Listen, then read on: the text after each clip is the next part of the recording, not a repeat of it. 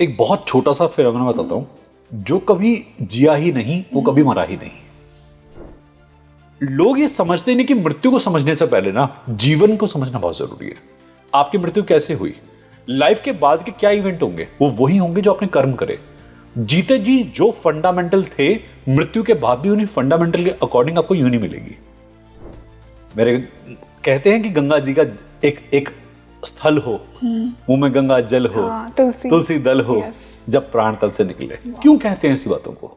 Sir, जिस प्रकार आपने अकाल मृत्यु की बात की, अकाल मृत्यु का क्या कर्म होता है? और स्पेशली मिसकैरेजेस जो होते हैं या प्रेगनेंसीज में जो सोल एक बॉडी में नहीं आ पाती है, पहले ही मृत्यु हो जाती है, उनका क्या कर्म है?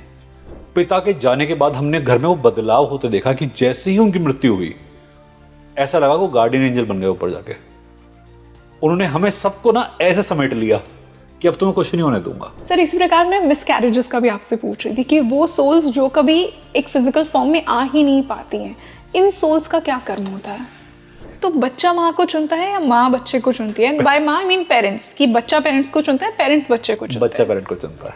बच्चा चुनता है जी। सर, आपने बात की कि अगली योनि मिल जाएगी। जी। हाउ टू मेक श्योर कि आप किसी योनि में फिर से ना आए, वो परम धाम, वो परम मुक्ति आपको मिल जाए? किस प्रकार ये जीवन जिया जाए, किस प्रकार कार्मिक अलाइनमेंट किया जाए कि सारे कर्म कट जाएं?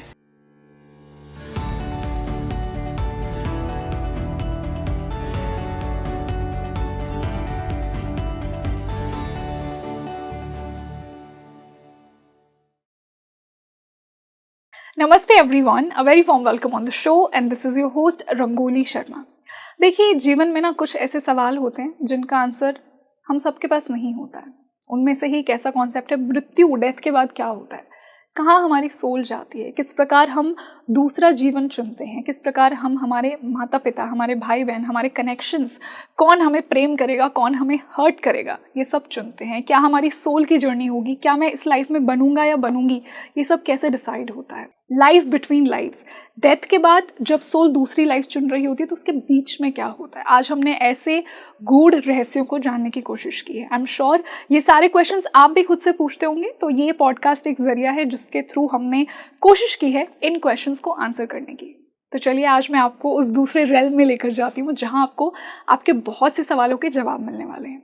And you know what makes this podcast even more special, एक बहुत ही स्पेशल गेस्ट मेरे साथ जुड़े हैं जिन्हें आप पर्सनली बहुत पसंद करते हैं। He is a spiritual healer और reiki grand master. I would like to welcome doctor Siddharth Bhardwaj on Speaking Tree. Siddharth sir, welcome on the show. बहुत अच्छा लग रहा है आज आपसे फिर से मिलकर, और वो जो महादेव की एनर्जी आपके साथ फील होती है, आज फिर से उसका आभास हो रहा है। तो हमेशा की तरह जो हमारा रिचुअल है ना, हर पॉडकास्ट को महादेव से शुरू करना, वही करते हैं। ओम भूर्भुवः स्वः तत्सवितुर्वरेण्यं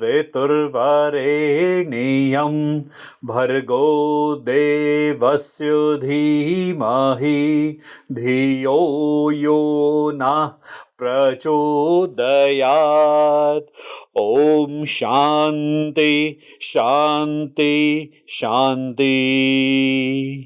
या देवी सर्वभूतेषु शक्ति रूपेण संस्थिता नमस्तस्यै नमस्तस्यै नमस्तस्यै नमो नमः। या देवी सर्वभूतेषु विद्या रूपेण संस्थिता नमस्तस्यै नमस्तस्यै नमस्तस्यै नमो नमः। हर हर महादेव, हर हर महादेव, हर हर महादेव। नमः पार्वतीपति, हर हर महादेव। वाओ, जब भी आपसे बात करती हूँ ना, पॉडकास्ट नहीं फील होता है, एक सत्संग लगता है मुझे। वो जो मेरे अंदर का साधक है उसे उसके आंसर्स मिलते हैं। एंड आई एम श्योर कि सारे व्यूअर्स को, स्पेशली जो एक स्पिरिचुअल जर्नी में है, खुद को एक सीकर कंसिडर करते हैं ना, उन्हें भी ये कनेक्शन डेफिनेटली फील होता होगा। बेटा, आजकल क्या है, लोग बेच रहे हैं, लोग बहुत बेकाऊ हो गए हैं।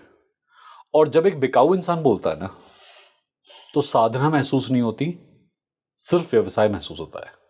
ऐसा नहीं कि हम व्यवसाय नहीं कर रहे, ऐसा नहीं कि हमारा कोई प्रोफेशन नहीं है, बट मेरी सोच हर वक्त प्रोफेशन तक सीमित नहीं है। हम जब यहां बैठकर बोल रहे हैं ना, मेरे जितने भी पॉडकास्ट हैं मैंने अब उन्हें बहुत मिनिमाइज कर दिया है, क्योंकि कई जगह पर ऐसा होता है कि आप सिर्फ बेचने जा रहे हो। मैंने बहुत पॉडकास्ट करे, बहुत लोगों के साथ करे, जब बात केवल बेचने तक सीमित हो जाती है ना, तो आप भी इंजॉय नहीं करते, आपके ऑडियंस भी इंजॉय नहीं करते और पॉडकास्टर भी इंजॉय नहीं करता। रंगोली, हमें नहीं पता कि इस पॉडकास्ट को कितने लोग पसंद करेंगे, कितने लोग इसको सुन के ना पसंद होंगे, कुछ नहीं पता। बट केवल हमारा ध्यान इस कैमरे तक सीमित नहीं है जी। अब इस पॉडकास्ट को जब भी कोई सुनेगा ना, वो उसी आनंद को महसूस करेगा जो हम लोगों ने किया। बिल्कुल। और हमारा पर्सपेक्टिव भी यही होना चाहिए कि we should enjoy the discussion. आपने सत्संग कहा, मैं ये नहीं कहता कि सत्संग तक के हमारा अभी लेवल बन चुका है, बट हाँ, जो भी अच्छी बात होती है वो सत्संग का अनुभव ही कराती है। बिल्कुल। आपके प्रश्न भी अब गहरे होंगे और मेरे उत्तर भी अब गहरे होंगे। और आज मैंने ना टॉपिक भी ऐसा ही चुना है। देखिए, जो मैं सोल जर्नी की बात करती हूँ, एक ऐसा सवाल है, चाहे आप एक साधक हैं या नहीं है, अगर आप खुद को बहुत लॉजिकल भी कंसिडर करते हैं, एक सवाल जो हम सबके मन में कहीं ना कहीं आता है, हाँ जी, डेथ के बाद क्या होता है? डेथ क्या है? सर, मैं पर्सनली मानती हूँ, मेरा ये पर्सनल अंडरस्टैंडिंग है मेरी साधना से, कि डेथ ना बस एक स्टॉपेज है। इट्स नॉट कि आप सब कुछ ही वहां पे खत्म हो रहा है, बस एक छोटा सा स्टॉप है कहीं और जाने से पहले का। बट मैं आपके थ्रू, आपकी क्लाइंट स्टोरीज के थ्रू जानना चाहूंगी कि ये नियर डेथ एक्सपीरियंसेस में क्या होता है, इन्होंने डेथ के बारे में क्या बताया आपको, आपकी अंडरस्टैंडिंग क्या रही है? एक बहुत छोटा सा फिनोमेना बताता हूँ।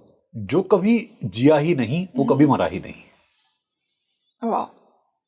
लाइफ का सर्कल होता ही तब है जब आपको कंप्लीट लाइफ और कंप्लीट डेथ का अनुभव हो जाए, और जब खुल के जीना पड़ता है, खुल के मरने के लिए।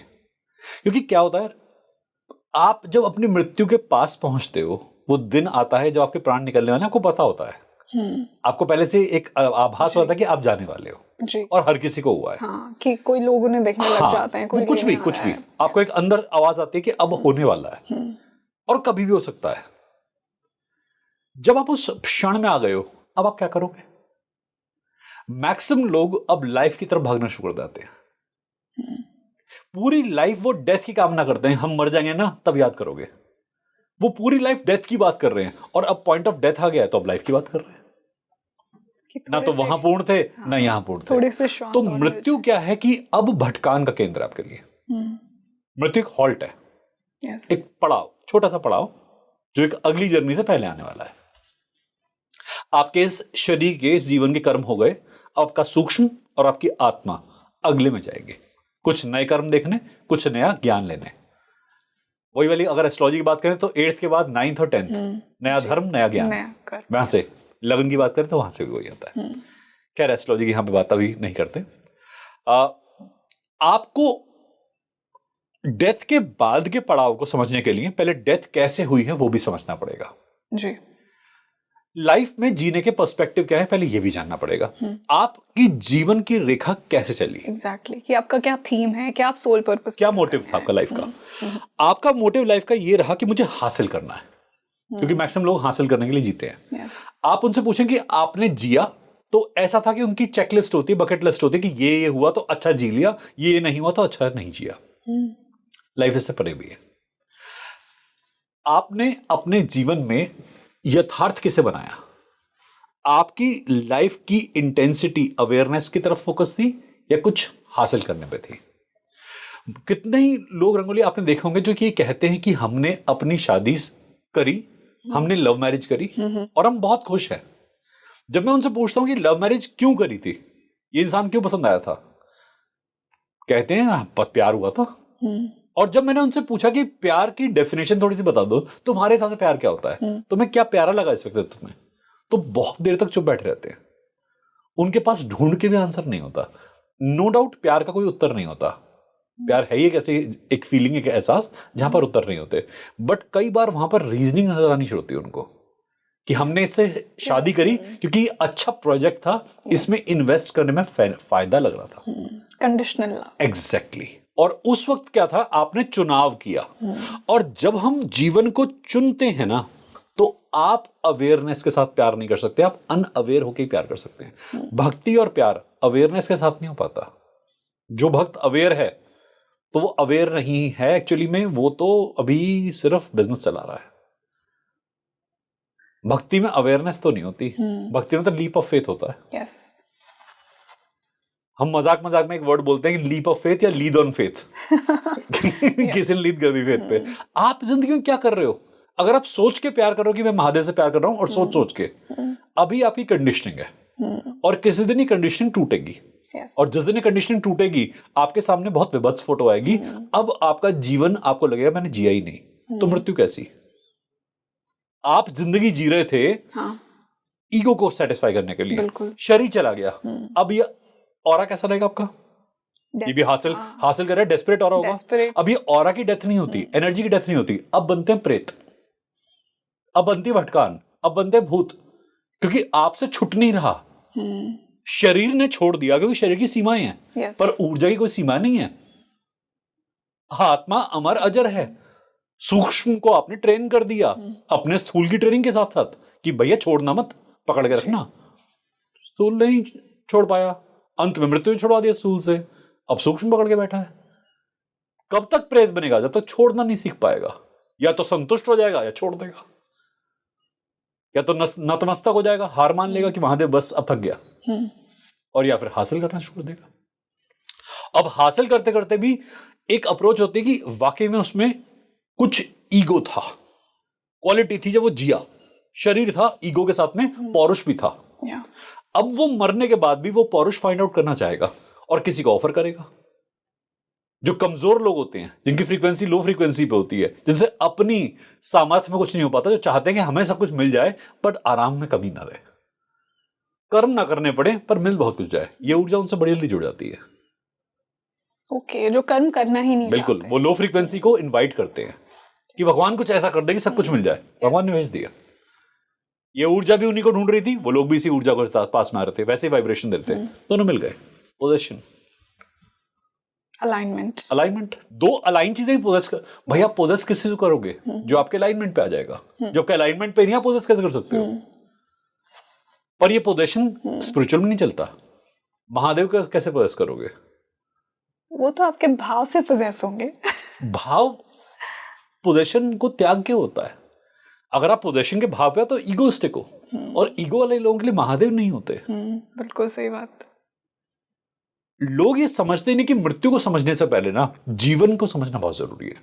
आपकी मृत्यु कैसे हुई, लाइफ के बाद के क्या इवेंट होंगे, वो वही होंगे जो आपने कर्म करे। जीते जी जो फंडामेंटल थे, मृत्यु के बाद भी उन्हीं फंडामेंटल के अकॉर्डिंग आपको यूनि मिलेगी। आप अधूरे जिए, अभी भी आप अधूरे हो, अपूर्ण हो। बैलेंस ऑफ है, एनर्जी वेट करती है, त्रिशंकु अवस्था कहते हैं। मतलब उन्हीं इंप्रेशंस के साथ आप फिर से अभी हो, इंप्रेशन में ही हो, शरीर नहीं मिला आपको। ओके, इंप्रेशन सेंटर पे ही हो। ओके, अभी आप भटक रहे हो, आपको एक नया शरीर के लिए शांति भी चाहिए ना आपको, बिल्कुल, उद्वेग नहीं चाहिए आपको। अगर इसी ऊर्जा के साथ किसी शरीर में प्रवेश कर दिया, वो शरीर तो पैदाइशी उद्वेग में आ गया ना, भड़क गया। तो आपको शांति की स्टेट होती है बीच में, जिसे हम लिम्बो कहते हैं। लिम्बो, हम कई बार इसे शून्य अवस्था कहते हैं, कई बार इसे त्रिशंकु अवस्था भी कहते हैं। और ये वाली जो स्टेट की सर आप बात करें, क्या ये हर आत्मा फील करती है? ये देखिए, आपके कर्मों के अनुसार है। लोक मिलते हैं, वो लोक आपके कर्मों के हिसाब से होते हैं। आपने जीवन धर्म कर्म में गुजारा, आप शांति से गए और शांति से आपको अगली योनि मिल जाएगी। शांत थे, कर्म को समझने के लिए योग्य थे, कर्म को समझने के लिए जीवन चक्र मिलना है।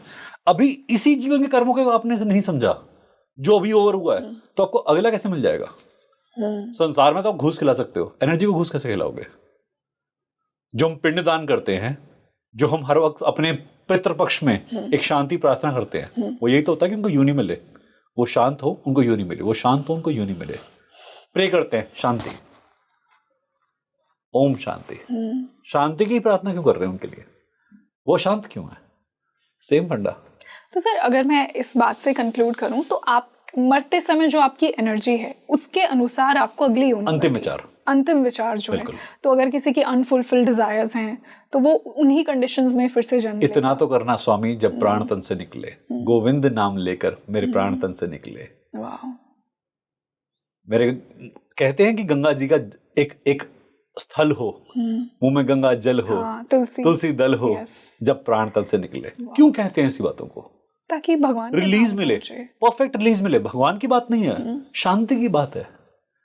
गंगा शांत करती है, तुलसी शांत करती है, नारायण शांत करते हैं, हरिहर शांत करते हैं। हरिहर को साथ में लेके आते हैं, शांति का पाठ ही तो हो रहा है। और शांति ही नहीं मिली तो आपको अशांत को क्या मिलेगा? अवस्था कौन सी कि होल्ड करो, ऑब्जर्व करो, देखो, भटको।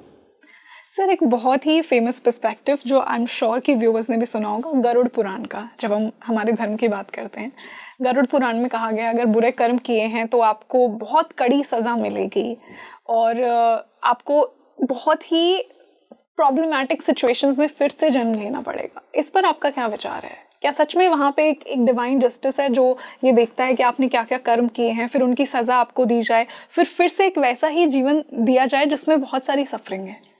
हर चीज का एक लेसन है। हमारा हिंदू धर्म ना इंकित करता है बहुत चीजों को। कई लोग कहते हैं कि तुमने ये बकवासबाजियां सुन रखी हैं हिंदू धर्म के अनुसार, तुम ये कहते हो वो कहते हो। ये एक बहुत छोटी सोच का पर्सपेक्टिव है। बड़ी सोच में ये होता है कि आप यात्रा पर हो, शरीर की एक यात्रा थी, संसार की यात्रा थी, और आपकी ऊर्जा भी अभी ट्रेन नहीं हुई तो उसकी भी एक यात्रा हो जाएगी। उसे भी एक सबक से गुजरना होगा। आपके सूक्ष्म को वापस उतना द्रवित होना होगा, उतना सरल होना होगा, उतना सॉफ्ट और इनोसेंस लेनी होगी कि वो वापस एक शरीर में आ सके। आपकी जब डेथ हुई तो आपका स्थूल, आपका फिजिकल बॉडी जिस टेम्परामेंट के साथ था, आपका सूक्ष्म वैसा हो जाता है। तो अनलर्निंग करानी बहुत जरूरी है। वो अनलर्न के बाद ही दोबारा रीलर्निंग के लिए आप आ जा सकते हो। तो आपका रिलीज बहुत जरूरी है। अब शरीर ने रिलीज नहीं करा, तो एनर्जी को तो रिलीज करना पड़ेगा, और एनर्जी भी रिलीज होने के बाद रिलीज नहीं कर पा रही, तो भैया आप तो या तो बाय हुक और बाय क्रोक आप तो करोगे रिलीज, क्योंकि आपको वापस आना है। एनर्जी का बैलेंस मेंटेन करना है, संसार में बैलेंस होना चाहिए। इंसान अगर प्रकृति से खेलता है फिर तो प्रकृति अपना रिबूट का बटन दबाती है। अभी आपने मनाली में देखा, रिबूट का बटन दबा दिया, पहाड़ों में दब गया रिबूट का बटन। कंस्ट्रक्शन करके क्या आप मदर नेचर पे काबू पाना चाहते हो? नहीं पा सकते। ऊर्जा पे काबू कौन पा सकता है? हम अगर अपने आप को बहुत गलत करने का प्रयास करेंगे, प्रकृति के पास है वो रिबूट का बटन, वो दबाएगी। हमने अपने जीवन चक्र में पूरे गलतियां करी हो, बहुत सारी चीजें अनअंडरस्टैंडिंग में ली हो, नॉन लर्निंग करी हो, आप मर के करोगे, आपका रिबूट का बटन दबाएगा फिर से। चाहे आपने जीते जी हासिल किया या नहीं किया, आप एक्सेप्टेंस में जाओ या मत जाओ, सरेंडर में आओ या मत आओ। देखो देखा तो किसी ने फॉर श्योर, बट ये कि कई लोगों से हमने एक्सपीरियंस कराया। वो जो एक्सपीरियंस सेंटर से होके आए, एक दो बार मैंने भी आउट बॉडी एक्सपीरियंस फील करा, एक डेथ को फील करा, एक पॉइंट ऑफ डेथ को फील करा। मेडिटेशन में लोग कर सकते हैं जी। आपको पता होगा आपकी दोनों श्वास के बीच में एक बिंदु आता है, उसे मृत्यु कहते हैं, उसे मृत्यु पॉइंट कहते हैं, उसे डेथ पॉइंट कहते हैं। आप उस पर फोकस करना शुरू करो। और सर ये भी कहते हैं ना, विज्ञान भैरव तंत्र ये भी कहता है कि वहां पे आप भगवान से मिलते हैं। एग्जैक्टली, वहां महादेव है, वहां महादेव, क्योंकि आता और जाता तो एक हो गया आदान प्रदान, बीच में क्या, तो जो सत्य है वो बीच में ही है। सत्यम शिवम सुंदरम जिसे कहते हैं। तो एक्चुअली में अब आपने नाम लिया विज्ञान भैरव तंत्र का, दो चीजें बोली वहां पर, एक है फिलॉसफी जी और एक है तंत्र। लोगों के जीने के दो परिप्रेक्ष्य होते हैं। अंत में सबको तंत्र में ही जाना है, अंत में सबको तंत्र में ही जाना है, तंत्र में ही अंत है और अंत में ही तंत्र है। क्योंकि तंत्र मतलब deep, the loom, the innermost, the blueprint. हालांकि इस वर्ड को बहुत नेगेटिविटी से जोड़ दिया गया है और बहुत ही डार्कनेस से कनेक्ट कर दिया गया है, जबकि सबसे प्यारी चीज है जो शिव और मां पार्वती ने आपस में एक विद्या के तौर पे आदान प्रदान किया है, उनका संवाद। और महादेव ने पार्वती को सिखाया है कि अब आप महाशक्ति बनने वाली हैं, आदिशक्ति बनने वाली हैं, ये लीजिए। और उसके बाद वो रूप में आई हैं अपने, कई लोग कहते हैं कि उसके पहले का एक पॉइंट है, कोई कहते हैं उसके बाद का पॉइंट है, वो एक अलग परिप्रेक्ष्य है, बट ये एक बहुत बड़ा ज्ञान है। फिलॉसफी और तंत्र में बेसिक डिफरेंस है कि फिलॉसफी दिमाग से होती है, तंत्र बीइंग से होता है। आप इस डिस्कशन में अगर दिमाग लगा के डिस्कशन करेंगे तो आप एक लेवल तक पहुंच सकते हैं, बट आप अगर घुस जाएंगे इसके अंदर तो हमारे अलावा भी ना जितने लोग कनेक्ट होंगे वो भी इसके साथ जुड़ जाएंगे। ग्रेट, अदरवाइज वो बहुत टेक्निकल लगेगा। आप कभी भी किसी भी काम को करें, आप बच्चे को पाले, लॉजिकल पाल के देखें, आप कभी नहीं कर पाओगे। अपने काम को दिमाग लगा करोगे, हार निश्चित है। काम को उतर के जुड़कर करोगे, अंतः तक जोड़ दोगे अपने, काम नहीं है फिर वो। अब वो आप हो गए जी, वहां महादेव आ गए। हाँ। क्योंकि आपने वो छू लिया जो कहीं कोई छू ही नहीं पाया आज तक जी, जो कहीं कोई छू ही नहीं पाया, वही तो शिव है। मैं उसे शिव कहता हूं, आप उसे कुछ भी कह सकते हैं, व्यूअर्स उसे कुछ भी कह सकते हैं। मैं उसे मैं महादेव ही देखता हूँ, और मैं महादेव की छवि वो नहीं देखता जो फोटो में दिखती है। महादेव की ऊर्जा है जो कण कण में विराजमान है, जो ना समझ में आए तो इतने विशाल है कि किसी को नजर भी नहीं आ सकते, वो इतने विशाल है, और आए तो इतने सूक्ष्म है कि वो वैसे भी नजर नहीं आ रहे, और दोनों स्थिति में नजर नहीं आ रहा, वो महादेव है। तो आपको उसको समझना नहीं, आपको उसके साथ जीना है, फील करना है। समझ में भी आते हैं कई लोगों के, कई लोग लॉजिक लगा के कहते हैं, तो फिलॉसफी तक सीमित है।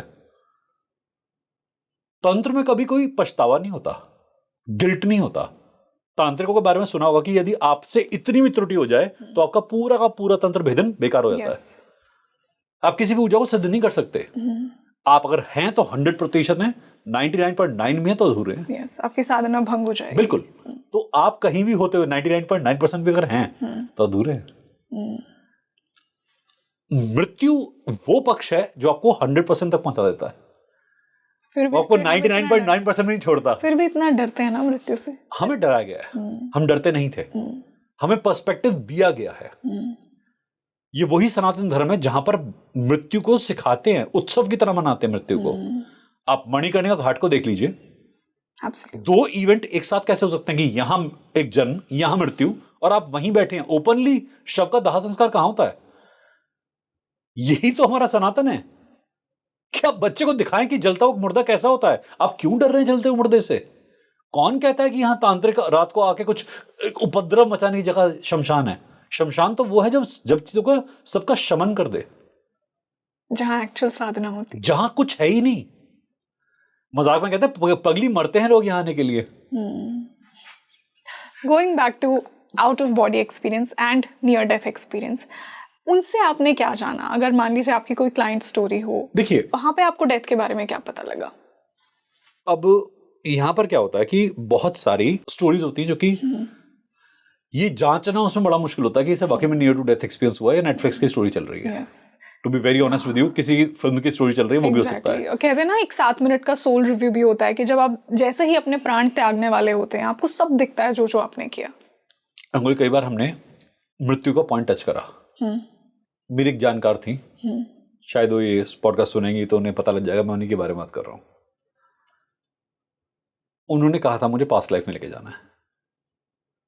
उन्हें इस बातों में कम बिलीव था, और मैंने कुछ ऐसा प्रक्रिया की थी कि वो पास्ट लाइफ में गई, उन्होंने अपने आप को देखा और वहां की भाषा के कुछ वर्ड भी दिए जो कि अब की लैंग्वेज नहीं है। वो आज वर्ड में मेरे पास आज भी लिखे हुए हैं, उनका वो ऑडियो भी है पूरा रिकॉर्डेड कि उनका सेशन किया था। आप जब मृत्यु के पास पहुंचते हैं ना, तो हर किसी का एक विवरण होता है। वो डेथ पॉइंट के बाद जाने का हर किसी का नरेशन होता है। इसको चेक करना बहुत कम लोगों को पता है कि इसे चेक कैसे करते हैं, इसे देखते कैसे हैं, कि सत्यापित कैसे कर सकते हैं, क्योंकि हर किसी का अपना अपना समझने का तरीका है। आपको यदि मृत्यु पता ही नहीं तो आप वो बिंदु को परिभाषित कर ही नहीं पाएंगे। आपको खुद भी मृत्यु महसूस होनी चाहिए, मृत्यु का वो एसेंस समझने के लिए। आप मेडिटेशन कर रही हैं, आप थीटा लेवल पहुंच गई। अगर मैं कभी साधना करके ही नहीं चुका तो मैं कैसे बताऊंगा आपके चेहरे को देखकर, आपके माइक्रो एक्सप्रेशन या ऑरा स्कैनिंग को देखकर आप थीटा लेवल पहुंच चुकी हैं। पहले मेरी साधना होनी चाहिए। तो मृत्यु को पहुंचाने वाले पॉइंट को हमें पहले पता होना चाहिए कि कौन सा पॉइंट मृत्यु का होता है। अभी पिछली रिट्रीट पे एक अनुभव शेयर करता हूँ, छोटा सा अनुभव हुआ था। मेरी साथी हैं प्रिया जी, आप मिल चुके हैं उनसे। तो डॉक्टर प्रिया क्वात्रा ने मेरे साथ अट्यूनमेंट दिया था। अब अट्यूनमेंट में क्या होता है कि आपकी बॉडी से रिलीज होता है बहुत ज्यादा। वो प्रिया का पहला ग्रैंड मास्टर अट्यूनमेंट था कि वहां पर उन्होंने ऐसे ऐसे लोगों को अट्यून करा जिनकी एनर्जी बहुत अप डाउन थी। तो मैंने कहा था कुछ होगा, तैयार रहना, दिवाली बनने वाली है। तो उनकी बॉडी से ब्लीडिंग होनी शुरू हुई।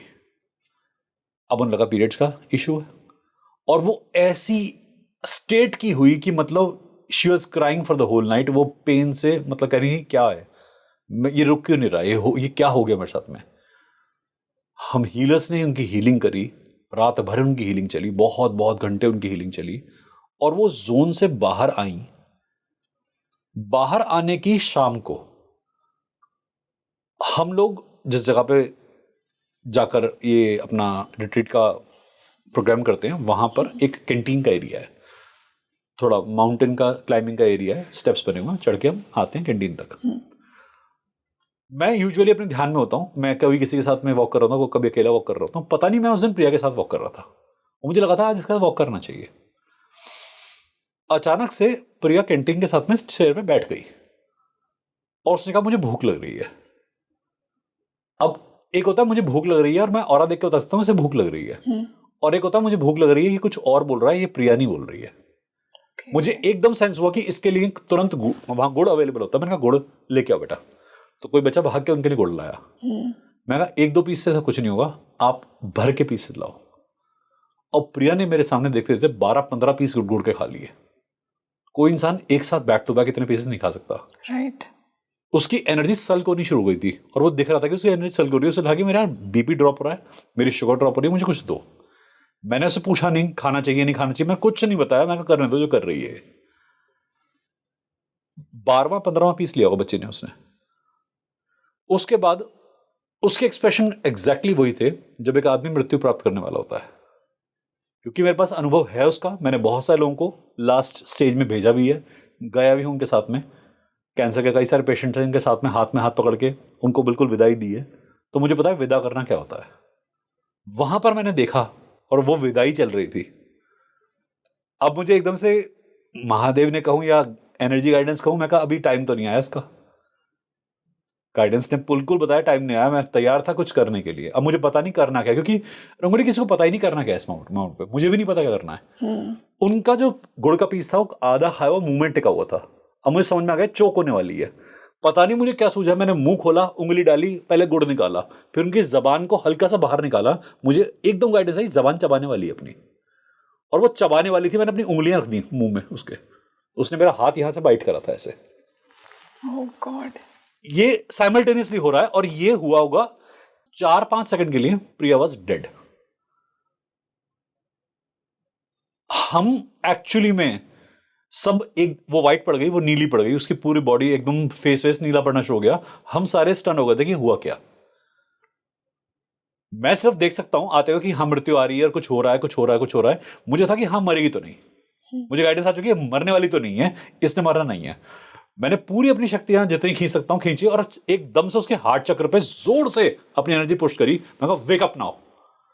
प्रिया ने चीख वापस आई और बैठी हुई। उसके बाद में अब देखने वालों की ऐसी तैसी हो गई, हम लोगों की ऐसी तैसी हो गई कि हुआ क्या हमारे सामने। क्योंकि एक्सपीरियंस तो मेरे पास है, पर कैसे कॉम्प्रिहेंड करे कि ये क्या हुआ महादेव, एग्जैक्टली ये क्या दिखा दिया। अब लोग उससे और मुझे लेके बहुत इमोशनल, उन्होंने रोना पीटना शुरू कर दिया कि हुआ क्या, मैम को क्या होगा, मैम कोलैप्स कर गए।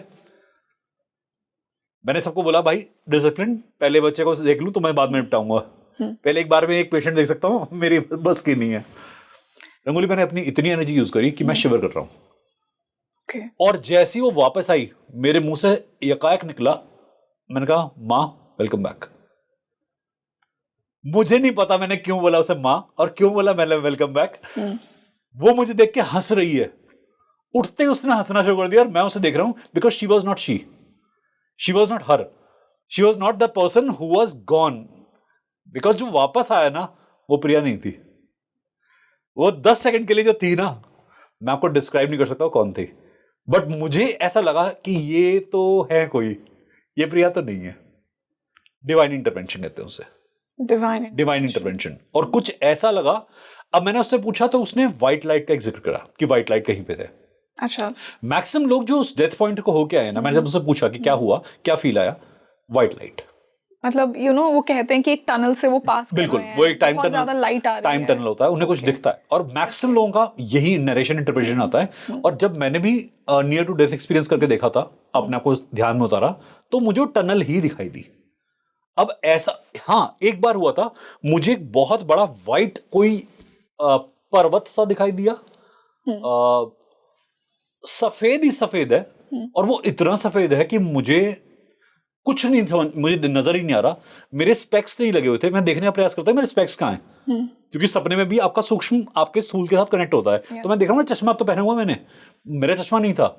मुझे लग रहा था कि शायद चश्मा नहीं पहना इसलिए क्लियर नहीं है। 2 मिनट के बाद में पास में से कुछ व्हाइट व्हाइट गुजरा और मैं भी व्हाइट हूं। और जितने में मुझे दिखता, शायद वो सपना शायद 5 से 7 मिनट तक व्हाइट ही व्हाइट चल रहा था। और सेम काम मुझे फील हुआ उस सपने में भी। मतलब सपना कहूं या ल्यूसिड ड्रीमिंग कहूं या एक जोन ट्रांसफरेंस कहूं। तो मृत्यु के बाद ना हर किसी को पड़ाव वो मिलता है जो आपकी गत होती है। अब जैसे कहते हैं हम भूत प्रेत बहुत हॉन्टिंग होते हैं, डरावने होते हैं, कैसे पता? ये टक्सीडो सूट में नहीं होते, ये अच्छे कोई अचकन शेरवानी पहने क्यों नहीं घूम रहे होते? हाँ, क्या बहुत नेगेटिव दिखाते हैं, नेगेटिव कॉम्प्रिहेंशन देते हैं। वो क्या होता है कि जब आपका स्थूल मरता है और आप अकाल मृत्यु लेते हो या किसी कारण से आपकी मृत्यु होती है, तो आपका चेहरा जैसा होता है वो आपका लास्ट इंप्रेशन आपका माइक्रो बॉडी ले जाता है, मतलब मरते समय। बिल्कुल आपका जो अंतिम क्षण होता है ना, वो अंतिम क्षण का एक्सप्रेशन कैद हो जाता है। अब आपकी जो एनर्जी है वो उसी फेस से घूम रही है, क्योंकि उसके पास शरीर का और कोई एक्सपीरियंस है नहीं, वो अंतिम था, वो ले गई। अब मरते वक्त इंसान का हसीन तो लग नहीं सकता कि बाल बाल कंघी करके एकदम जुल्फों पे हाथ फेर के मरा होगा, पूरा अपना टक्सीडो पहन के, नहीं। इसलिए जिनकी अकाल मृत्यु होती है वो और विभत्स लगते हैं, वहां खून भी होता है, वहां गला कटा हुआ भी हो सकता है, वहां आपका अंग अंग अलग हो सकता है। तो अब वो इंप्रेशन लेके जब ऊर्जा घूमेगी तो आप इसे हॉन्टिंग तो बोलोगे, वो एक्चुअली हॉन्टिंग नहीं है, वो उसकी आखिरी मनस्थिति है, वो उसकी कॉन्शियसनेस का लास्ट इंप्रेशन है। अब लोग ये नहीं समझ पाते कि वो लास्ट इंप्रेशन है, वो भूत नहीं है, ऊर्जा तो है, ऊर्जा किसी कारण से फंसी हुई है, उसका रिलीज नहीं हो पाया, अब वो रिलीज नहीं मिला इसलिए भटक रही है। सर, जिस प्रकार आपने अकाल मृत्यु की बात की, अकाल मृत्यु का क्या कर्म होता है? और स्पेशली मिसकैरेजेस जो होते हैं या प्रेगनेंसीज में जो सोल एक बॉडी में नहीं आ पाती है, पहले ही मृत्यु हो जाती है, उनका क्या कर्म है? दोनों प्रश्न को एक करके लेते हैं। अकाल मृत्यु जो है उसके कई सारे रीजन होते हैं। कर्म हस्तक्षेप, कर्म का इस जीवन के हिसाब से कंप्लीशन, या और बड़ा कर्म ऐसा खड़ा हो गया जो कि आपके होने से भी बड़ा कर्म था। जैसे भी बड़ा बिल्कुल कर्म, कैसे? प्रकृति का जैसे हम उदाहरण लेते हैं, केदारनाथ में बाढ़ आई थी, बहुत लोग चले गए थे, एक महाविनाश हुआ। प्रकृति को डिस्टर्ब करना सबसे बड़ा कर्म है। आपने सुना होगा कि परिवार का आप अगर एक समर्पण कर दें, परिवार को छोड़ दें समाज के लिए, समाज को छोड़ दें देश के लिए, देश को छोड़ दें दुनिया के लिए, तो अच्छा त्याग होता है। यस, कहते तो हैं। कई बार क्या होता है, प्रकृति का एक सिद्धांत है कि जब इंसान के अपने कर्म प्रकृति के आड़े आ जाएंगे तो प्रकृति एक महाकर्म को चुनती है। महाभारत के युद्ध की बात कर लेते हैं। एक बेचारे सैनिक की गलती, लड़ाई तो कौरव पांडवों के बीच में थी। एक रिटन डॉक्यूमेंटेशन का एक डाटा आता है कि 7 लाख सोल्जर मरे और कहते हैं करोड़ों में मरे थे। ये तो एक छोटा सा नरेशन में आता है, 14 करोड़ से ऊपर की संख्या कही जाती है। तो अब ये बहुत बड़ा महाविनाश है, क्या बचा होगा उसके बाद में, और क्या गलती। अब उसके नरेशन में आता है कि कृष्ण और काली हमेशा कुछ मांगते हैं, कृष्ण ही काली है और काली ही कृष्ण है, हमेशा कहते हैं। बिल्कुल। और इसीलिए कहते हैं कृष्ण की साधना करते करते कभी कभी आप काली रूप में आते हो और काली की साधना करते करते कृष्णमय हो जाते हो। तो ये दोनों आपस के एक हम कनेक्शन में ले देते हैं। जब प्रकृति को अपने आप को रिस्टोर करना होगा, धर्म को रिस्टोर करना होगा, कर्म को रिस्टोर करना होगा, तो छोटे छोटे कर्म कभी कभी डाइल्यूट होते हैं, ऑब्सोलीट होते हैं। कॉर्ना एक रेस्टोरेशन ऑफ नेचर कहते हैं इसे। बड़े कर्म के सामने छोटे कर्म अकाल बन जाते हैं। पर सर, यहाँ से कुछ लोग कहेंगे कि मैंने तो इस जीवन में कोई बुरा कर्म किया ही नहीं, बहुत सात्विक तरीके से जीवन जिया, सबका भला किया, वहां पे इस क्षण पे मृत्यु कैसे उनको? प्रकृति के साथ जब क्लेंजिंग हो रही थी, आप एक्चुअली विनाश देख रहे हैं, बट एक्चुअली प्रकृति ने आपको रिलीज दिया है। ये सुनने में कई बार अच्छा नहीं लगता, बिल्कुल अनकंफर्टेबल, बहुत अनकंफर्टेबल होंगे लोग, क्योंकि जिसका लॉस हुआ है उसका तो लॉस हुआ ही हुआ है। आप जब एक बड़े कर्म के सामने खड़े होते हैं ना, तो किसको चुनाव करेगी प्रकृति? आप एक पहाड़ को डिस्टर्ब कर रहे हैं, आप एक नदी को डिस्टर्ब कर रहे हैं, आप 5 एलिमेंट में से एक से खिलवाड़ कर रहे हैं, लगातार करते जा रहे हैं, और प्रकृति ने आपको अपने आप को वापस रेगुलेट कर लिया। तांडव तो होगा। पर वो तो किसी ना किसी क्षण हम सब करते हैं ना, फिर कुछ लोग ही क्यों चुने जाते हैं प्रकृति के द्वारा? चपेट में वो आते हैं। देखिए, वो अभी सुनने में और भी खराब लगेगा कि वो एक्चुअली में महानिर्वाण भी होता है। लोग देखते हैं उसे कि मेरा नुकसान हुआ, पर मेरा प्रकृति ने कल्याण भी करा, वो भी एक पर्सपेक्टिव है। हालांकि ये सुनने में शायद और लोगों को डिस्कम्फर्ट दे दे कि मेरी किसी की मृत्यु हो गई, तुम्हें लग रहा है महानिर्वाण है। देखिए मैम, डेथ को देखने के हर एक का अपना अपना पर्सपेक्टिव है जी। आप यदि जीवन से बहुत मोहित होते हैं, तो आपका डेथ तो लॉस ही लॉस है। अगर आप कर्म पे फोकस करते हैं तो डेथ तो लॉस कभी है ही नहीं। वो एक फॉर्म चेंज है। लोगों को अपना नुकसान पसंद नहीं आता। लोग इस बात के लिए नहीं रोते कि ये इंसान चला गया, वो इस बात के लिए रोते हैं मुझे छोड़कर ये इंसान चला गया। आपका फोकस किस पे है? जाने वाले पर, खुद पर। कैंसर का पेशेंट है, मरना नहीं चाहिए, उसकी बॉडी गल गई है, अंदर से सड़ गई है, हर एक सेल गल गया है उसका।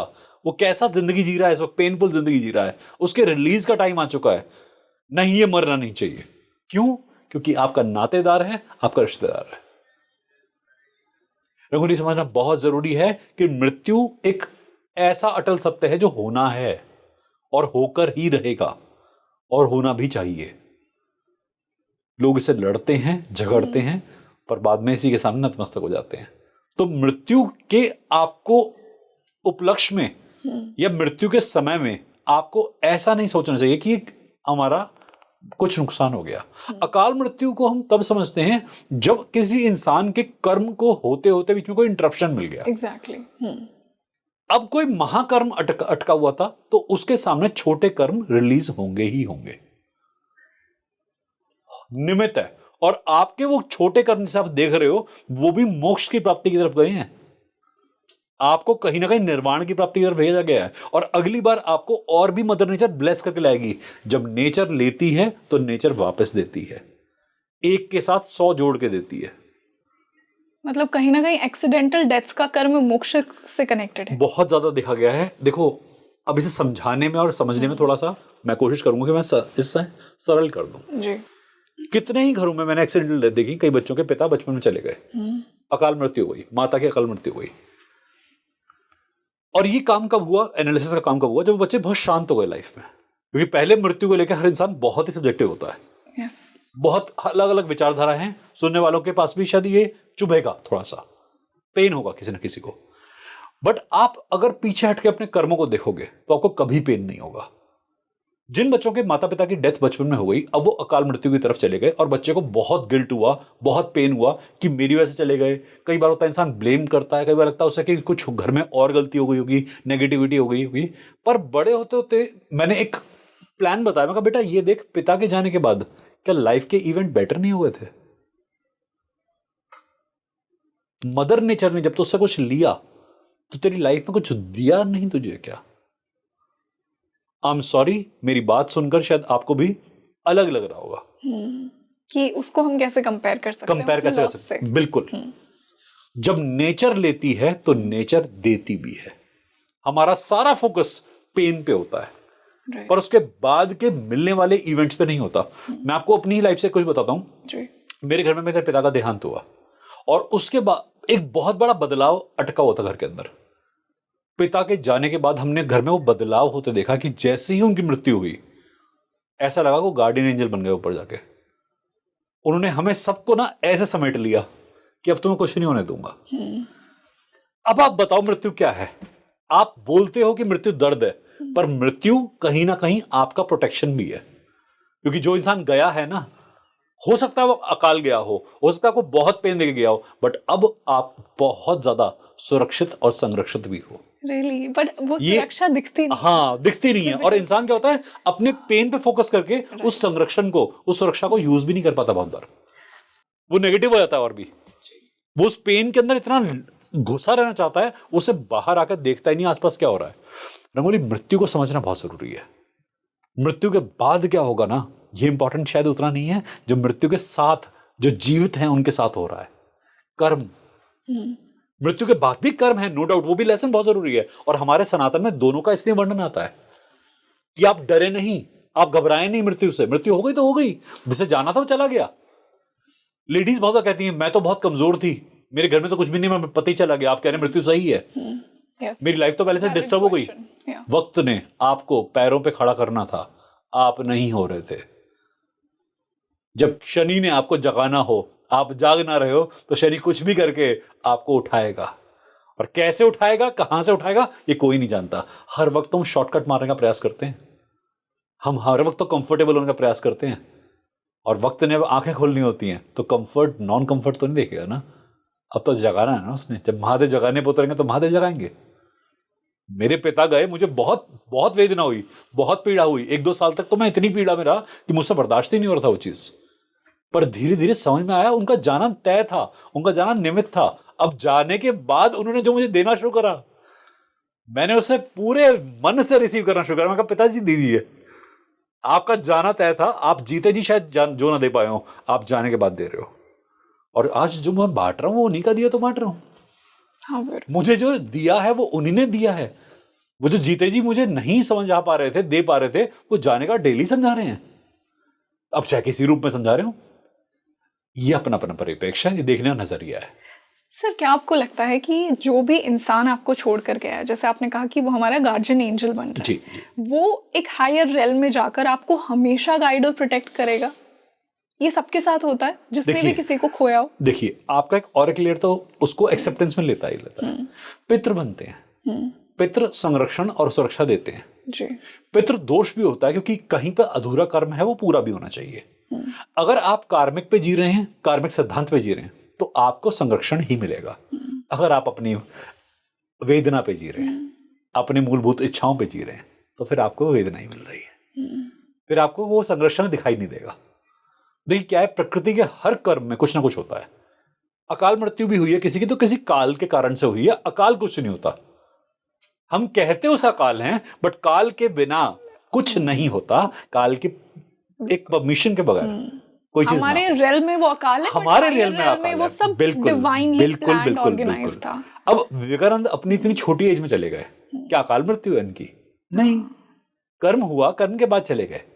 कोई इतने साल जी लेता है और कोई परिपेक्ष नहीं होता। आपका कर्म पूरा हुआ, आपको निकलना हुआ, क्या हो गया इसमें बड़ी बात? पर मृत्यु को लेकर हम कभी हल्के हैं ही नहीं। हम मृत्यु को उत्सव की तरह नहीं सेलिब्रेट करते, मृत्यु को हमेशा वेदना की तरह मनाते हैं कि रोइए, मृत्यु है तो रोना होगा। अरे भाई क्या हो गया? आपकी डिपेंडेंसी खराब हुई तो आपकी ईगो रप्चर हुई, आपकी असुरक्षा आ गई, आपकी इनसिक्योरिटी पेन में है, इसलिए आप रो रहे हो। मेरे पिता जहां भी कहीं होंगे इस वक्त, अपनी किसी और योनि में होंगे ना, उनका अगला कर्म चल रहा होगा ना। इसके लिए मैं खुश हूं या रोऊं? याद तो शरीर की आती है, उसके साथ भावनाएं जुड़ी होती हैं। आप याद करोगे और जब याद आए तो रो लीजिए, कोई बुरी बात नहीं किसी को याद करके रोना। बट इसके पीछे आप झांक कर भी देखिए हल्का सा कि उनके कर्म थे, कर्म हो गए, चले गए। इस दुनिया में एक्चुअली में अकाल नाम की कोई चीज नहीं होती। हमें लगता है अकाल है, पर काल के साथ ही होती है, सम्मुख होता है इंसान तभी होता है। सर इसी प्रकार मैं मिसकैरेजेस का भी आपसे पूछ रही थी कि वो सोल्स जो कभी एक फिजिकल फॉर्म में आ ही नहीं पाती हैं, इन सोल्स का क्या कर्म होता है? आत्मा शरीर चुनती है, शरीर आत्मा चुनता है। यदि किसी आत्मा को लगा कि शरीर अभी तैयार नहीं है, या कर्म अभी तैयार नहीं है, या जो इंटेंशन है वो तैयार नहीं है, वो कभी उस शरीर में आ ही नहीं पाएगी। आत्मा कभी भी नहीं आ पाएगी। कितने ही लोग हैं लालच के वशीभूत होकर, बेटे का लालच या किसी और लालच में आके संतान की उत्पत्ति करना शुरू करते हैं, नहीं मिलता। जो चाहते हैं वो नहीं मिलता। वक्त वो देता है, ऊर्जा वो देती है जहां पर समर्पण होता है। और नहीं तो अगर मिल भी गया तो कुछ ऐसा मिलता है कि इंसान खुद ही रोता है कि ये क्या दे दिया मुझे। लोग ना चालाक बनते हैं, संसारिक इंसान चालाक बनता है कि मैं तो संसार में हूं, मेरी तो माया चल जाएगी। बट अगर आप ऊर्जा को और कर्म को देख के चलेंगे ना, तो आपको समझ में आ जाएगा कि आपको बच्चे के पैदा होने के टाइम पे एक कर्म मिल रहा है बच्चे के रूप में। Absolutely. And one of the biggest कर्म, Exactly. जो आपके कर्म कई साल तक साथ चलेगा। Yes. और शायद आपके मृत्यु तक आपके साथ चलेगा, जन्मों जन्मों। Exactly. तो अब आप उस 7 जन्म के बंधन को, चाहे पुत्र का हो पुत्री का हो, 7 क्यों सक्रिय, 7 चक्र कैसे कहते हैं कि 7 चक्र के बाद 7 रियल्स होती हैं, उनके बंधन होते हैं। और सबसे बड़ा बंधन पति पत्नी का होता है। एक ऋणानु बंधन होता है, कार्मिक बंधन होता है। पति ने पुत्र या पुत्री या पत्नी ने पुत्र और पुत्री को तो जन्म दिया, बट साथ ही तो आप चुनते हैं या चुना जाता है आपके लिए। वो आपका खून का रिश्ता नहीं होता, बट कर्म और धर्म का रिश्ता होता है, और वो आपके खून के रिश्ते से भी बड़ा होता है कई लेवल पे। तो आपके साथ वो कर्म जो जुड़ा, वो तभी जुड़ पाएगा जब आपके साथ में कुछ वाइब्रेशन मैच होंगी। बच्चा माँ के गर्भ में आने से पहले माँ का ऑरा रीड करता है, बच्चे की सोल जो है माँ की सोल से कनेक्ट करके उसका ऑरा चेक करती है। तो बच्चा माँ को चुनता है या माँ बच्चे को चुनती है? बाय माँ आई मीन पेरेंट्स, कि बच्चा पेरेंट्स को चुनता है, पेरेंट्स बच्चे को चुनता बच्चा पेरेंट को चुनता है। बच्चा चुनता है जी, मेरे पास कई ऐसे मेरे स्टूडेंट्स हैं जिनके बच्चों ने कहा कि आपने मुझे पैदा करा था। जब मैंने पढ़ाया उनको तो माँ बाप ने कहा कि तुम्हारी आत्मा ने मुझे चुना था, रियली तुम क्यों हमें अब वो कर रहे हो, ब्लेम कर रहे हो। तो एक्चुअली में वो क्या होता है कि बच्चे का सोल मदर फादर को चुनता है, परिवार चुनता है, पितृ जो होते हैं वो उस बच्चे की ऊर्जा को कनेक्शन में हेल्प करते हैं। वो पितृलोक से भी कनेक्ट होता है, वो पुत्र लोक में तब आता है या पुत्री लोक में तब आता है। तुम्हारी अलाइनमेंट यहाँ पर है इस परिवार। ये तर्पण का ही माध्यम है ना, त्र जो होता है ना तर्पण के साथ जुड़ता है हमेशा। पुत्र पितृ, यस।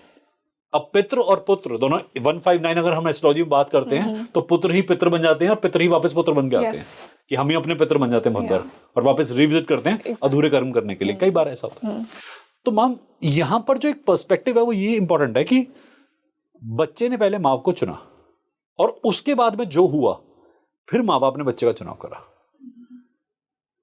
तो पहले तो एक एनर्जी कनेक्शन होता है, एक्सेप्टेंस होगी तो आगे बढ़ेगा, नहीं तो वहीं के वहीं डिपार्ट हो जाएगा। बिल्कुल। कंस्ट्रक्शन तो एक सेकेंडरी लेवल पे हुआ कि जब आपने स्वीकृति दे दी, अब आपने स्वीकृति दी ही नहीं उसे, नहीं हो पाएगा। और कितने हमारे पास केसेस हैं जहां पर मेरी कुछ स्टूडेंट्स हैं, उन्होंने कहा था कि हमारी फैमिली में फोर्स कर रही कि आप प्रेगनेंसी कैरी करो। कहते सर हमें करना नहीं प्रेगनेंसी कैरी, मैं चाहती हूँ पढ़ना, मैं चाहती हूँ लाइफ में बढ़ना, मेरी फैमिली बहुत प्रेशराइज कर रही है, क्या करूँ मैं। बेटा जब आपका इंटरकोर्स हो रहा है या इंसेमिनेशन हो रहा है, आप उस वक्त मन में धारणा ले आओ, आप उसे हाथ जोड़ कर कह दो कि मेरे में मत आना,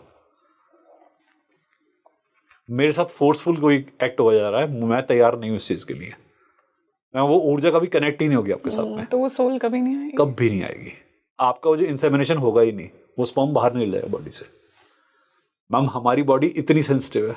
यस। और हमारा ऑरा एनर्जी इतनी पावरफुल, बहुत पावरफुल है। जिस एनर्जी में होते हैं वही आपको आप अगर चाहें, आप चाहे जितनी मर्जी बार लोग कहते हैं कि हमें प्रेगनेंसी कॉन्ट्रासेप्टिव यूज करने पड़ते हैं, ये करना पड़ता है, आप एक बार कॉन्ट्रासेप्टिव हटाएं और सिर्फ अपने विचारों से कह दें कि नहीं होना। मैम अगर इंसान ने अपने पूरे ऑरा से बोल दिया ना नहीं होना, कोई कहीं पे योग हो ही नहीं सकता। योग होता ही तब है, सोल को पता है कि आप उसे एक्सेप्ट ही नहीं कर मैम रहे। सोल की तो बात बाद में, पहले तो बॉडी में वो फ्लूइड ही जाएगा, ओके, वो वापस निकल जाएगा। इस दुनिया में अवहेलना तो कोई झेल ही नहीं पाता। एब्सोल्युटली। आप पेड़ों के पास खड़े होकर गाली देना शुरू कर दो, पेड़ जड़ के मर जाता है, पूरा कट के मर जाता है। और पानी सब कुछ सुनता है। बिल्कुल, पानी में आप कह दो, लोग पेड़ काटने को हमारे नॉर्थ ईस्ट एरिया में पेड़ काटने की जगह पर उसके आसपास खड़े होकर गाली देते हैं पेड़ को, और काटना होता है, एक हफ्ते में पेड़ सूख के गिर जाता है।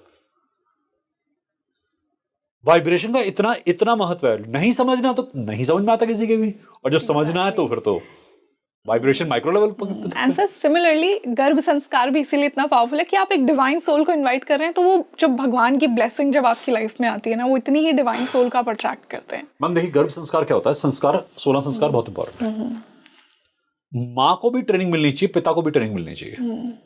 और एक आपके माध्यम से बता दूं तो हम कई सालों से रिक्वेस्ट रिसीव करते आ रहे हैं कि सर पेरेंटिंग पे कोई कोर्स लाइए,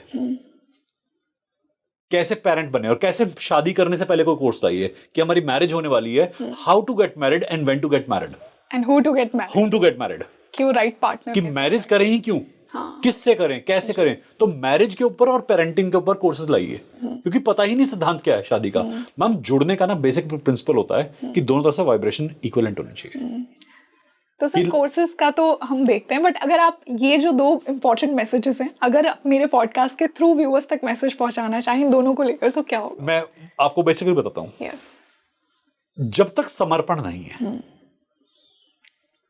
जब तक एक्सेप्टेंस सरेंडर नहीं है, तब तक प्रोसेस नहीं होना चाहिए। और पहले समझें इसे। अगर आप चाहते हैं कि मेरी बेटी की शादी बचपन में जल्दी एज में हो जाए, तो बेटी को जल्दी एजुकेट करें इस बारे में कि मैरिज और मैरिज की रिस्पॉन्सिबिलिटीज क्या होती है। बात यह नहीं कि शादी की एज क्या होनी चाहिए, मेंटल एज और फिजिकल एज में बहुत फर्क होता है। yes. कई परिवारों के अंदर कि हमारी बच्ची की शादी 24 साल में होनी चाहिए। आप 24 साल की बच्ची की शादी कर रहे हैं, क्या 24 साल के लायक उसका दिमाग है? क्या आपने उसे प्रिपेयर किया, किसी लेवल पे? तो उसे एजुकेट करें पहले, और प्रॉपरली उसको पता लगना चाहिए कि मैं कहां पे उतरने वाली हूं।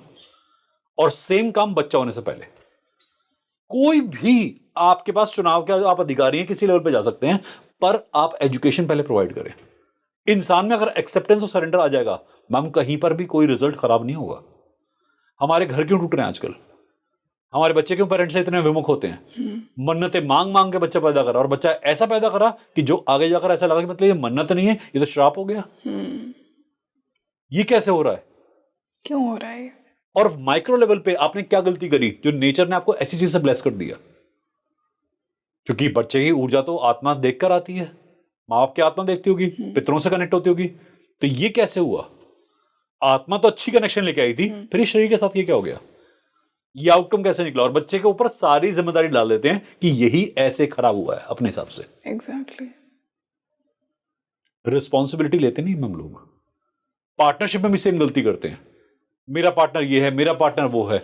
हर इंसान का कहां जाने का मन करेगा? जहां वो शांत होगा। मैं दिन भर थका, मान लो हम अपनी बात कर लेते हैं, मैं एक सेंसिटिव इंसान हूं, मुझे सेंसिटिविटी मेरी इतनी हाई है कि मैं जहां जाता हूं मेरी हीलिंग शुरू हो जाती है। मैं चाहूं ना चाहूं मेरा ऑरा कनेक्ट करता है और हीलिंग करना शुरू कर देता है।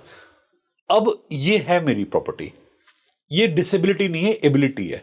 अब मैं कहीं गया कि मैं शांति प्राप्त करूंगा, और वहां जाकर मैंने तांडव और देखा, मेरी ऊर्जा से हीलिंग निकलनी शुरू हो गई। मैं थका हुआ था, वहां जाकर मैं और एग्जॉस्ट हो गया।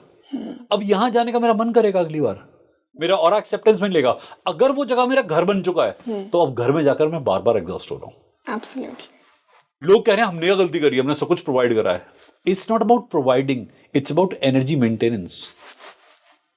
कई बार आपकी लाइफ में कुछ भी गलत नहीं होता बाहर से देखने पर अंदर से सब कुछ गलत होता है। राइट। पर्सपेक्टिव इतना गलत होता है। ऊर्जा हो या इंसान हो, वो वहीं जाते हैं जहां की ऊर्जा अच्छी होगी। देवताओं का वास भी वहीं होता है जहां ऊर्जा अच्छी होगी। मंदिर भी वहीं बनते हैं जहां ऊर्जा स्थल होता है। तो ये घर में क्यों नहीं हो सकता फिर ये? अब चाहे घर में एक बच्चा आना हो या घर के अंदर कोई नवविवाहित आना हो। लोग कहते हैं डिवोर्स क्यों हो रहे हैं? क्योंकि समाज का इंटरफेरेंस है। समाज कुछ भी करता रहे, अगर आपकी घर की नींव मजबूत है कोई दिक्कत नहीं होगी आपको। आपका वाइब्रेशन अच्छा घर का, समाज कैसा भी हो। समाज कल भी था, आज भी है, कल भी रहेगा। कल के राक्षस नहीं थे? पहले राक्षस नहीं होते थे। आज कहते हैं मोबाइल है, मोबाइल है, पहले राक्षस थे, दैत्य थे, उनका इन्फ्लुएंस क्यों नहीं होता था? ये आज को मोबाइल को इतने दोष क्यों देते हैं हम? आगे तो और भी चीजें आनी है, पर आपके घर की वाइब्रेशन में फोकस नहीं है। तो हम मृत्यु हो चाहे जीवन हो, दोनों में वाइब्रेशन का बहुत महत्व है। और भटकता हुआ इंसान अगर भटकती हुई जिंदगी जी रहा है तो मृत्यु के बाद क्या होगा? भटकेगा। जब तक भटकना है भटकेगा, शांत हो जाएगा तो अगली योनि मिल जाएगी। सर आपने बात की कि अगली योनि मिल जाएगी। हाउ टू मेक श्योर कि आप किसी योनि में फिर से ना आए, वो परम धाम, वो परम मुक्ति आपको मिल जाए? किस प्रकार ये जीवन जिया जाए, किस प्रकार कार्मिक अलाइनमेंट किया जाए कि सारे कर्म कट जाएं? बिल्कुल। मैंने आपसे इस पॉडकास्ट की शुरुआत में कहा था कि पूर्णता से जीना और पूर्णता से मरना, लिविंग मोक्षा। एग्जैक्टली। आप अगर जी रहे हो, मैं इस पल में हूं और इस पल में ही हूं, अब मुझे अगले पल की चिंता नहीं है। मैंने ये पल जी लिया, मुझे और क्या चाहिए? अगला पल आया मैंने और जी लिया, फिर पल आया मैंने जी लिया। अब मैं हर पल को जी रहा हूं। मृत्यु आएगी जी लूंगा उसे भी, मृत्यु आएगी पूरी तरह से मर लूंगा उसमें भी। सर पर जाने अनजाने हम ना कार्मिक बैलेंस बहुत ज्यादा क्रिएट कर लेते हैं। अनसेटल्ड कर्म हो जाता है ना, हमने किसी को हर्ट कर दिया, हमें रियलाइज ही नहीं हुआ कि हमने किसी को हर्ट किया, फिर अगले जन्म में उसका हर्ट हमें किसी ना किसी फॉर्म में आया, वो इंसान से हम फिर मिलेंगे, तो वो हमारी मुक्ति को रोक रहा है एक तरह से। आप अगर होश में जी रहे हैं तो आप कभी हर्ट नहीं करेंगे। आप कभी हर्ट नहीं करेंगे। और आप कभी हर्ट होंगे भी नहीं, कभी नहीं। आप होश में है ना। हम होश में जी क्यों रहे हैं? हम बेहोश जीते हैं। हम सत्संग, आपने सत्संग की बात कर दी, हम सत्संग में जाते हैं, हम किसी गुरु के पास जाते हैं, क्या करते हैं? कीर्तन में बस बेहोश हो जाते हैं। हम उस ऊर्जा के साथ जुड़ना नहीं चाहते, होश में नहीं आना चाहते। हमें हर वो जगह अच्छी लगती है जो हमें बेहोशी दे दे, चाहे शराब हो, चाहे सिगरेट हो, चाहे रिश्ते हो, चाहे किसी का साथ हो, माँ की गोद हो, सुला दे, आराम दे दे, अवेयरनेस दे दे, कभी नहीं चाहते। और मैम जो समाज केवल आराम पे बना हुआ है ना, वो समाज कभी ग्रोथ को तो समझ ही नहीं पाएगा। जो कर्म को समझ रहा है ना, वहीं ग्रोथ होती है और वहीं से डेवलपमेंट होता है। और जब तक ये आराम पसंदी का हमारे अंदर चुनाव है ना, हम सब बस अपने भाग रहे हैं, पलायनकारी गतिविधि हो रही है, एस्केपिज्म, कि शॉर्टकट मिल जाए। आज के लिए रेमेडीज का बाजार जो है ठंडा क्यों पड़ रहा है, लोग थक गए इस रेमेडीज से, कोई इंपैक्ट नहीं आता रेमेडीज से। मैं कई बार पहले भी आपके चैनल पर बोल चुका हूं, रेमेडीज नहीं सॉल्यूशंस पे काम करें। अब कुरुक्षेत्र में कृष्ण ने रेमेडीज कराई होती, वो सॉल्यूशन पे खड़े खड़े थे, इतने लोग मरने थे, उन्हें दिख रहा है सब कुछ हो रहा है, करो युद्ध, करो युद्ध। अब आपके कर्म तो आपको करने होंगे ना। मृत्यु अच्छी कब होगी, जब जीवन अच्छा हुआ। मृत्यु यथार्थपूर्ण कब होगी, जब जीवन यथार्थपूर्ण हुआ। बहुत ही सुंदर और बहुत ही इंपॉर्टेंट बात कही आपने। मृत्यु तथ्यपूर्ण कब होगी, जब जीवन तथ्यपूर्ण होगा। जीवन वेस्ट था तो डेथ कैसे होने वाली है, इसमें ना समझने वाला क्या है। मैम, अगर व्हाइट आपका खराब है तो ब्लैक भी तो आपका खराब ही होगा, और ब्लैक आपका खराब है तो व्हाइट सुंदर कैसे हो जाएगा। मृत्यु क्या है, ऐसा जो कि अनमैनिफेस्टेड है, जहां पता ही नहीं क्या आने वाला है। जीवन क्या है, मैनिफेस्टेड। आप मैनिफेस्टेड से अनमैनिफेस्टेड में ही तो जा रहे हैं। यिन यांग, शिव शक्ति, यही तो है। शिव जो है आगे, शक्ति जो सामने है। शक्ति का उपभोग करना सीखना पड़ेगा सही दिशा में, तभी शिव को जी पाएंगे सही दिशा में। पर आई थिंक सर, ये ना बहुत ज्यादा सेल्फ अवेयरनेस और बहुत ज्यादा पुण्य कर्म के बाद ही हम इस स्टेट में पहुंचते हैं कि मुझे कर्म के अनुसार मेरा जीवन जीना है। पुण्य कर्म क्या होते हैं कि आप अवेयर हैं। पुण्य और पाप क्या है, आप अवेयरनेस के साथ में कभी गलत नहीं कर सकते। जिस इंसान को खून करते हो पता ही नहीं कि खून कर रहा है, उसे जगा दो एक बार, वो नहीं करेगा। कोई गलत नहीं करना चाहता अपने साथ में, आपको अवेयरनेस मिल जाए आप क्यों गलती करोगे। बट आप ऐसे समाज में रह रहे हो जहां पे आपको ब्लाइंडेड करा जा रहा है। आपको ऊपर ये मिलेगा, आपको ऊपर वो मिलेगा, ऊपर कुछ नहीं है, यहां मिलेगा जो मिलेगा। मरने के बाद भी अगर कहीं मतलब कुछ मिल रहा है तो मतलब ये तो मतलब एफडी करा रहे हो, अपनी आरडी करा रहे हो कि बाद में मिलेगा। अब का जीवन कहां गया, नर्क में। अब का एक्ट कहां है, गड्ढे में। कर्म इंपॉर्टेंट है, और कर्म में होशियारी, चालाकी, दिमाग, प्रेजेंस ऑफ माइंड, ये सब चाहिए होती है। लोग सोचते हैं कि हम अगर निश्चल और निष्काम हो जाएंगे सारी दुनिया चल जाएगी। नहीं, अवेयरनेस चाहिए होती है बहुत तगड़ी। अवेयरनेस से जीना होता है, सही गलत का आपको आकलन करना आना चाहिए। हमें हां बोलने की बहुत प्रैक्टिस है, हमें ना बोलना भी आना चाहिए, तभी तो आने वाले अवांछित कर्म रोक पाएंगे। बिल्कुल। कई बार हम हां बोलकर ऐसे जगह पर बैठे होते हैं जहां कभी नहीं बैठना चाहिए। सिर्फ इसलिए कि फेस सेविंग हो रही है। मृत्यु कष्टपूर्ण उसी की होती है जिसका जीवन यथार्थ से बहुत दूर होता है। मृत्यु सरल उसकी होती है जिसका जीवन यथार्थ के आसपास होता है। जो कर्म पे काम कर रहा है उसके लिए कैसी मृत्यु, वो तो कर्म करते करते मर जाएगा, इस दिन अगला शुरू हो जाएगा उसका। इसलिए हम देखते हैं ना किसी की बहुत पीसफुल डेथ, लोग कलाम सर की मृत्यु हुई, खड़े खड़े चले गए, काम कर रहे थे चले गए। मैं तो कहता हूं ऐसी मृत्यु बहुत बढ़िया है, आपने कर्म करा, कर्म करते निकल गए। पर आप रगड़ रगड़ के एड़ियां, मृत्यु की दुआएं कर रहे थे पूरा परिवार कि चले जाए, इनके प्राण नहीं निकल रहे, ये मृत्यु नहीं है। फिर आपके जीवन में कहीं गलतियां थी जी। घर के पितृदोष देखने के लिए अपने होश को देखना जरूरी है। हम दोष पे फोकस करते हैं, होश पे नहीं, और उसकी रेमेडीज बन जाती हैं। अगर कोई होश पे काम करेगा तो सॉल्यूशन मिल गया ना, फिर रेमेडीज की जरूरत क्या है उसे। फिर हाथ में आपको ये आभूषण और ये अंगूठियां कुछ नहीं पहननी पड़ेगी। बहुत सुंदर। आज हमने उसी डेथ को बहुत मिस्टिकल तरीके से समझा, सोल जर्नी को बहुत मिस्टिकल तरीके से समझा, and I definitely feel more enlightened after this discussion. और डेफिनेटली ये एक पॉडकास्ट नहीं है कि बहुत गहरी बातचीत ही थी जो मेरे व्यूअर्स को भी क्लियरली फील हुई। So I am so grateful that we met today and we had this discussion. Thank you so much for your time. It always feels कि हमेशा मुझे एक बहुत डिवाइन विजडम फ्लो होती है जब भी मैं आपके साथ बैठती हूँ।